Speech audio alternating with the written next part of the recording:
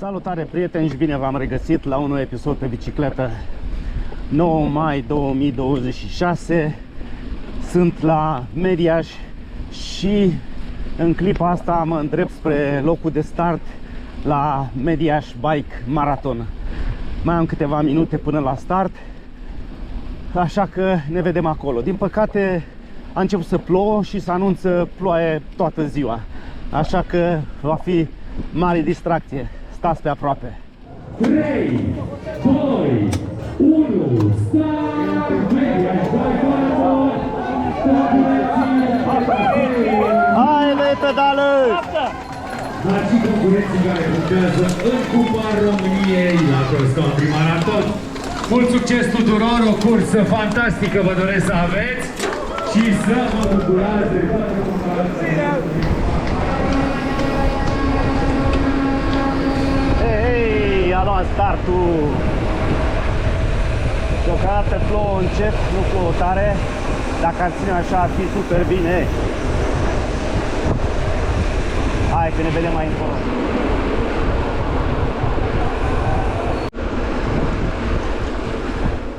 În sfârșit am ieșit din oraș, am ieșit pe asfalt și a început traseul. Dar a început cu noroi. E o mâzgă pe jos, aderență proastă. Ia uite, oamenii abandonează pe margine, dar repornesc. Nimeni nu se lasă. Toată lumea trage tare, tare, tare. Cel puțin acum la început. Mai încolo, pe sfârșit, mai vedem. În schimb, porțiunile astea cu iarbă sunt superbe și aderență bună și ambianță plăcută. Hai că merge. Am scăpat de prima zonă cu nămol, unde am împins bicicletele, cam toți. Aderență foarte proastă, nici la oricare nu se putea călare. Și presimt că o să fie o cursă din aia unde la deal o împingi și la vale ții de ea. A început din nou să plouă, așa că va fi distracție maximă. Am trecut de prima coborâre unde m-am dat jos pentru că era foarte alunecos și din nou coborâre. Aici e un pic mai bine, dar tot nu poți să-i dai tare. E un mâzgă jos.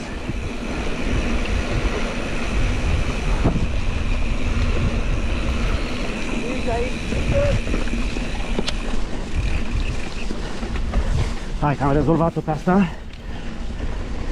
Am trecut printr-o zonă unde am avut ceva emoții, dar a fost ok. N-am apucat să filmez. A fost bine. Sunt porțiuni unde aderența e destul de bună, dar sunt și porțiuni unde așa o mâzgă care alunecă foarte, foarte tare. Uite și pe aici.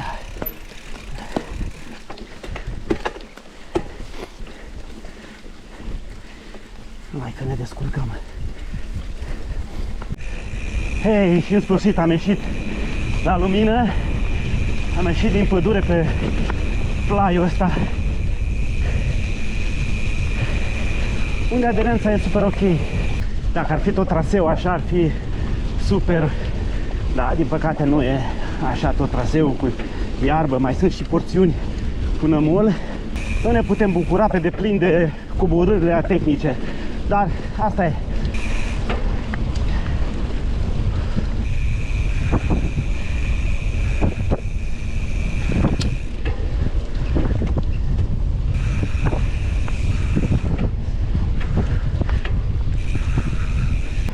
Ne apropiem de primul punct de control.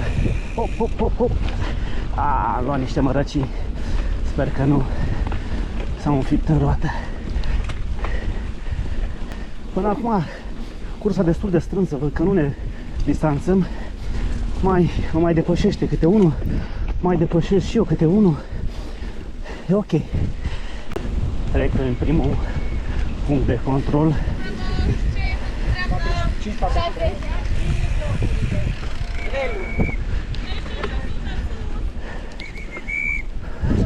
Mulțumim!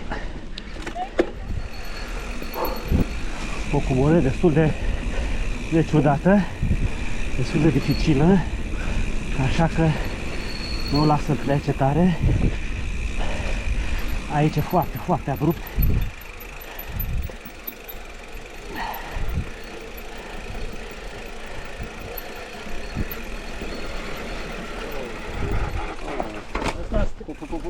Scuze, scuze.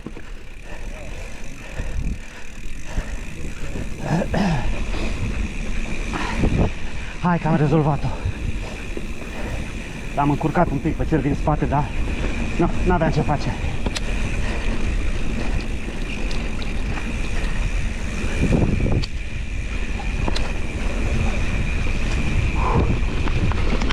Și acum e mai bine.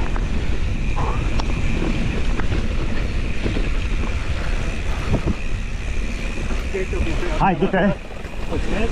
Plăcere!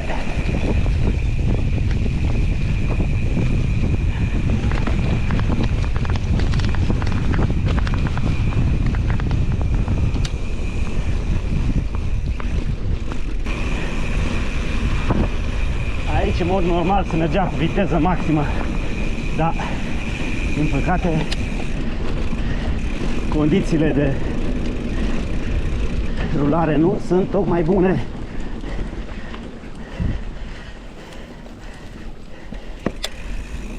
A avut o scurtătură prin dreapta mea, nu m-a depășit. Și aici vine o cătărare super abruptă.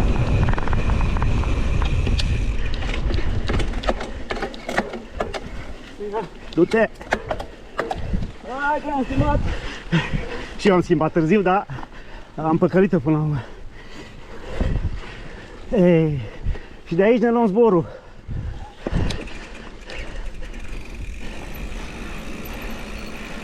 Zic eu ne luăm zborul, dar nu-mi permis să-i dau foarte tare, pentru că e urgios. Dar locul e superb aici. Ia să mă dau mai pe iarbă cumva. Haide! Lasă frâna! Și-am lăsat-o! Ce vijelie! Aici mai ușor. Vine iar o zonă foarte abruptă. Dar mă dau pe aici pe iarbă. Mișto de tot aici. Hai, ce-mi place! Du-te! Du-te, du-te, du-te!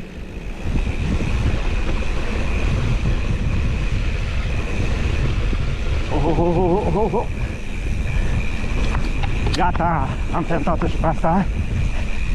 De acum vine din nou urcare.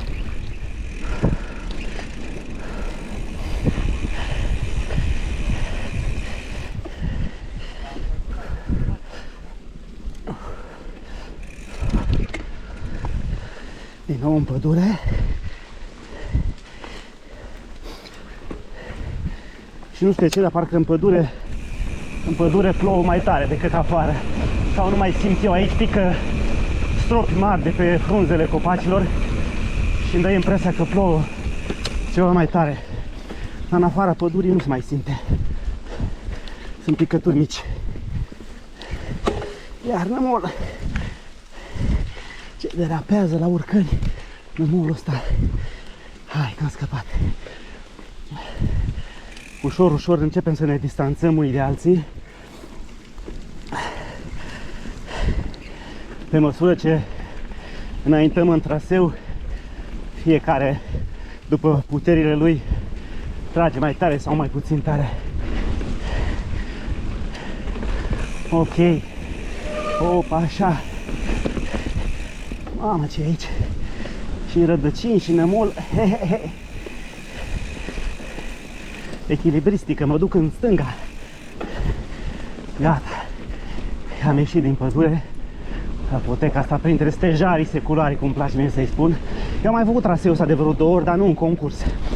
Concurse pentru prima dată când particip. Atenție la cap! Aia, pitorească zona asta. Urmează o zonă foarte expusă. E cumva râpă în dreapta mea.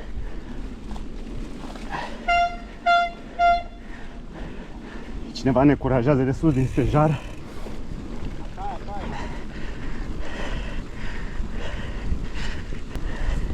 Mișto secțiunea asta. La marginea pădurii și iar pe coborâre. Hai! Aici aderență bună. Opa! Atenți la cap! Sunt cregi foarte, foarte joase și trebuie să ferești capul. Ne apropiem de cel mai înalt punct al traseului, vârful Richiș.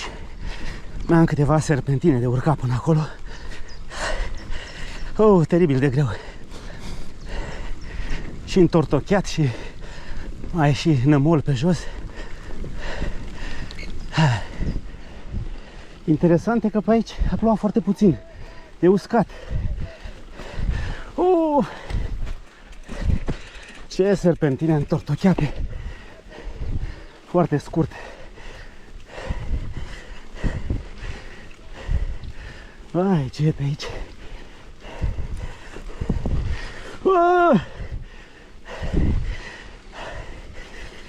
E uscat pământul pe aici. Interesant, n-a plouat aseară. Acum începe să plouă. Aici. Bun, și de aici urmează o coborâre foarte tehnică.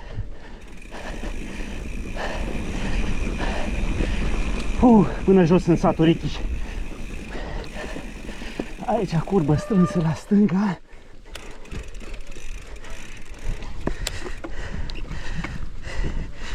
Și acum să vedem. Acum să vedem cum iau eu curbele astea. Foarte strânse. Aici foarte strâns la dreapta. Na, gata. Am rezolvat-o.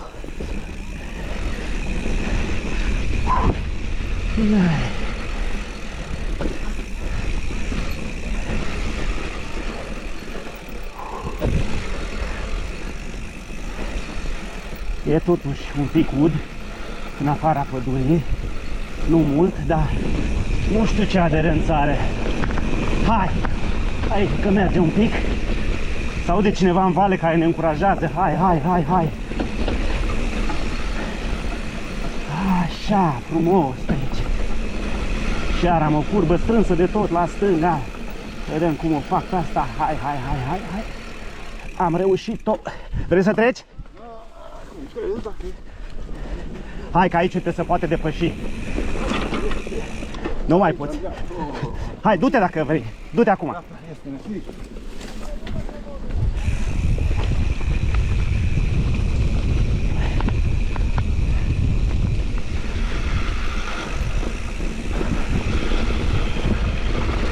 Așa m-a apucat rău cumva.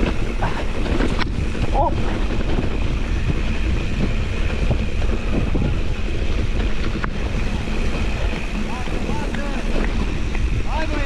Hai! Ce? Mersi!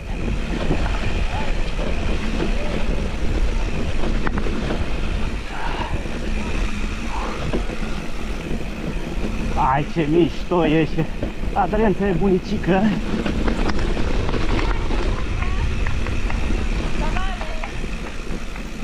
Ce e aici?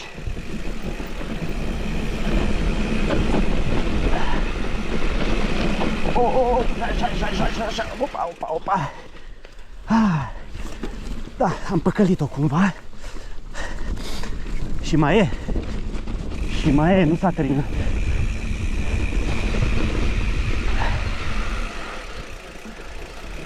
Hop.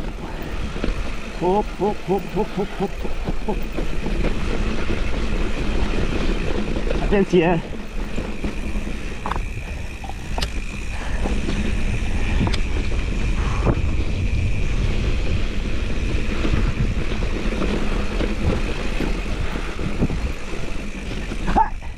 Hai, ce era să cad.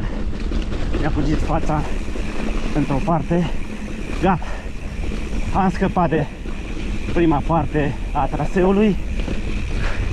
Imediat sunt în satul Richiș. Urmează o porțiune de asfalt și apoi din nou urcare spre pădure și la final coborârea în Mediaș, da? Mai e până acolo. Hei, și gata cu distracția pe asfalt. Am reintrat pe potecă și urmează o lungă urcare până acolo la pădure sus. După care se merge pe creastă, se coboară într-un sat, se urcă iar în pădure și tot așa sus, jos, până la finish. Hai că ne vedem mai încolo. Mai trag sufletul că a fost o urcare teribilă mai devreme. Aici se merge cumva pe curbe de nivel, dar presimt că urmează din nou o urcare din aia foarte abruptă. E frumos pe aici. Hop! În sfârșit o zonă mai decentă și cu aderență bună și cu pantă bună. Și cu niște copaci imensi.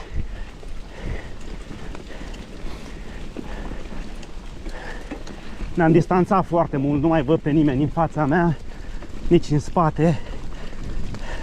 M-a depășit unul cu electrică, abia îl văd. E unul cu electrică în față, la 100 de metri în fața mea m-a depășit. Dar pe ăla, pe urcări, n-am cum să-l dovedesc. Poate doar pe plat. Și nu mi explic cum de pe aici aproape uscat. Mai devreme era nămolul până la genunchi și acum e uscat aici. Nu înțeleg cum vine asta. Dar pe aici e bine, super.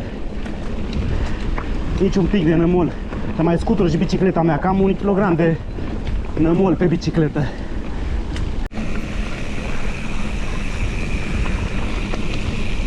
Hei. O zonă unde se poate da un pic mai tare pe coborâre. Nu foarte tare, dar hop. Iar am ieșit la nămol. Dar sunt locuri pe sub copaci unde aderența e bună, unde se poate merge frumos. Încă o coborâre alunecoasă. Hop. Și aici cred că mă dau jos oare? Sau nu? Hai că o fentez așa. Da, a fost ok. Și m-a prins pe pinul mic. Da, hai că am păcălit-o. E ok. Nu mai văd pe nimeni în spatele meu.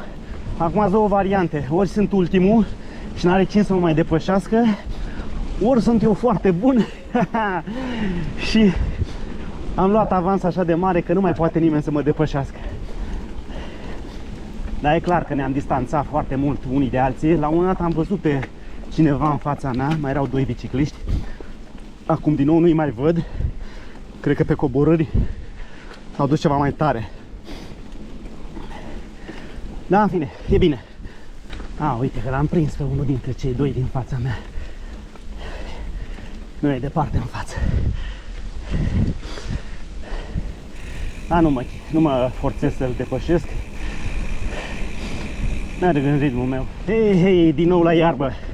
Aici mai curăț și eu roțile un pic. Mai scap de nămol. Hai să vedem aici încotro. Încotor. Stânga. Stânga și imediat dreapta.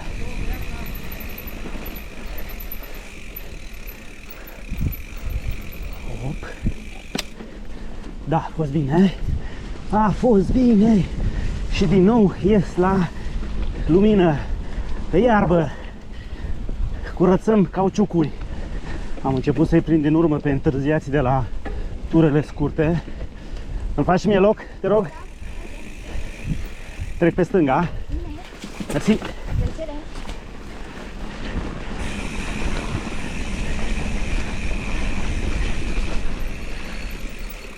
Hop.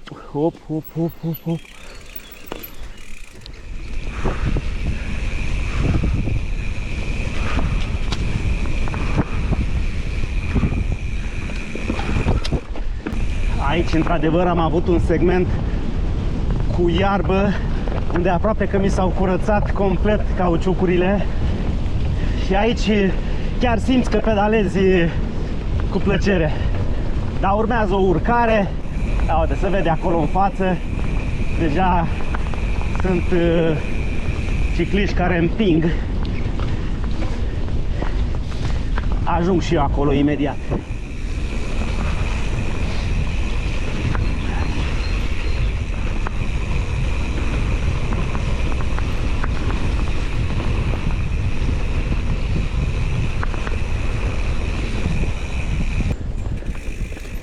Mă las să trec? Da. Mersi.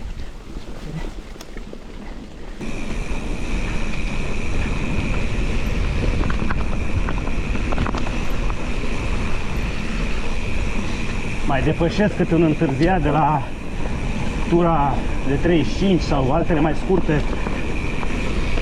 Asta e. Sunt prea bun. Ehe. Din ciclu laudă-mă gură, că de-aia îți dau să mănânci. Mă laud și eu.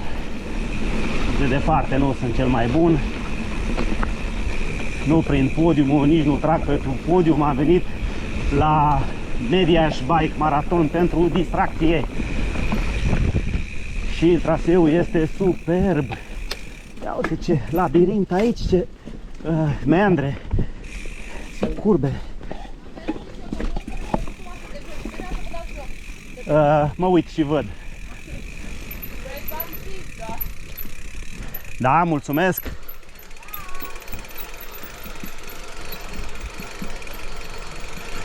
Încerc să vedem ce este.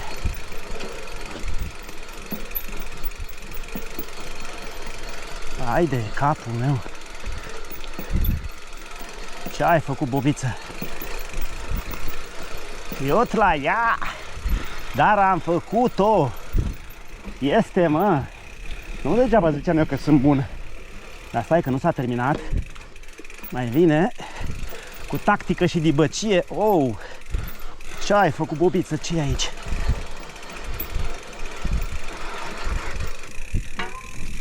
Uliu! Ce vorbești, frăție? Hai! Da, e mișto, îmi place! Și nu s-a terminat. Încă mai e. Aia buni, îi dau gonetă pe aici, dar eu nu sunt atât de bun. Dar totuși mă bucur că n-a trebuit să mă dau jos după aici, foarte strâns. Gata! Am făcut-o și pe asta. Cred că e gata. Cu coborârea asta super tehnică, care mi-a plăcut la nebunie. Da. Și ieșim din nou la lumină. Hei, hei, hei. Foarte tare traseul de la Mediaș Bike Marathon. Este, mă. Miroase a păducel înflorit. Ha. Și cântă cucu. Acum am ajuns într-o zonă de platou, dar din păcate plouă tot mai tare. Și pe jos s-a făcut o mâzgă. E o mocirlă subțire, foarte alunecoasă. Și tocmai ce am luat o trântă. Am frânat pe mâzga aia, foarte subțire, foarte alunecoasă, și mi-a fugit rota din spate, din față. Mi-a fugit rota din față și în secunda 2 eram pe jos. Din fericire n-am pățit nimic. Aici pe iarbă e ok. Și acum vine ultima coborâre cu panorama superbă asupra orașului. E destul de tehnică coborârea asta. Acum e drept, dar mai încolo e un pic de slalom printre copaci. Sper să nu fie foarte alunecos. Oh, pe aici e. Ai de capul meu. Sper să fie mai bine, mai la vale. Deja mă atenționează că urmează ceva greu. Ai, ce fain să vede de aici. Ce panoramă extraordinară. Dar să vedem cum fac eu coborârea asta. Las panorama, gata. Îi dau ușurel așa, vai ce alunecă. Dansează baba sub mine.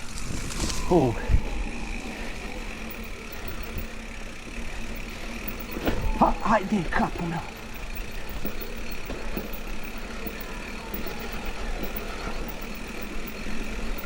E lut din la galben aici care alunecă. Hai de cap. Aici mai ok. Ia să vedem ce vine aici. Încă o dată, atenție. Hop, aici alunecă pe rădăcini.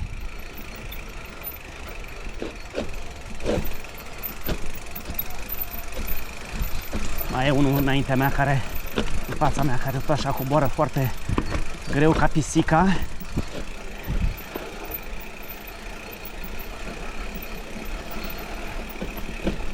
N-a fi foarte abruptă, dar să rădăcini și noroiul te face să derapezi. Dacă reușesc să fac curba asta la dreapta. Am reușit. Vai, ce alunecă pe rădăcini. Cred că ce a fost greu s-a dus. Cred că am scăpat de ce a fost greu. Acum imediat ieșim la asfalt și urmează finish-ul. Am ajuns în oraș. Am ajuns la asfalt. Ultimul kilometru practic. Și plouă tot mai tare, sunt doar că. Și se vede finish-ul cu ultimele picături de energie. Hai, sprintul final. Îl prind pe ăla. Nu știu. Cu câteva. Stai! Continuăm festivitatea de premiere cu categoria masculin 50-59 de ani. Traseul de 45 de kilometri, locul 3, Radu Dumitru.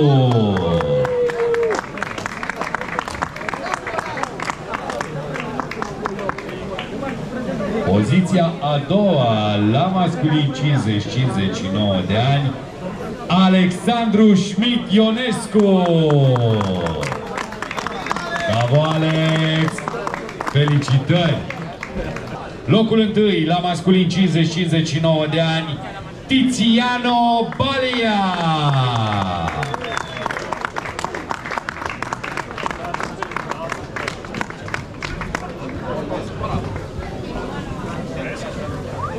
Bravo, domnilor! Felicitări pentru cursă!